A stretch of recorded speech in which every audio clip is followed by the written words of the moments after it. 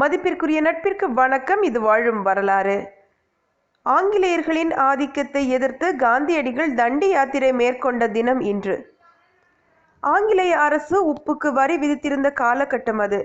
அதனை காந்தியடிகள் எதிர்த்து 1930ஆம் ஆண்டு மார்ச் மாதம் 12ஆம் தேதி தன்னுடைய சபர்மதி ஆசிரமத்தில் இருந்து தொண்டர்களுடன் தண்டி நோக்கி புறப்பட்டார்.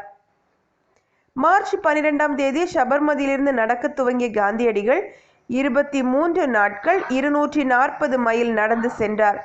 பிறகு தண்டியை அடைந்த அவர் ஏப்ரல் 6, 1930ஆம் ஆண்டு உப்பு சட்டங்களை மீறி கைதானார்.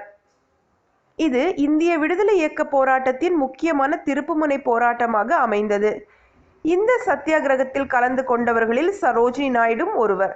பிற்காலத்தில் இந்தியாவின் நைட்டிங்கேல் என்றும் அழைக்கப்பட்டவர். இந்த உப்பு சத்தியாகிரகம் என்று சொல்வதை விட தண்டி யாத்திரை என்று சொன்னாலே பலருக்கும் தெரியும். சுமார் 10,000க்கும் மேற்பட்டவர்கள் இந்த நடைபயணத்தில் கலந்து கொண்டனர்.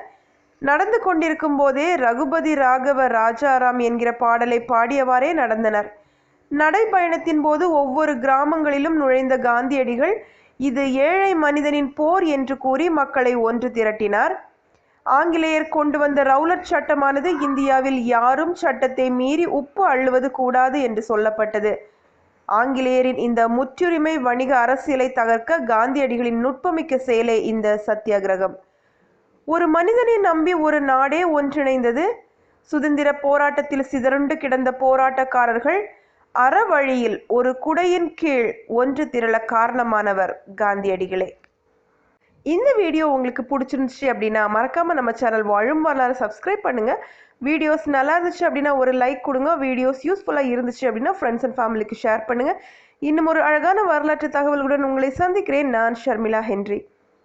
என்னாலும் உங்களுக்கு பொன்னாளாகட்டும். அதில் என்றென்றும் இன்பங்கள் பல நிறைந்திருக்கட்டும். நன்றி.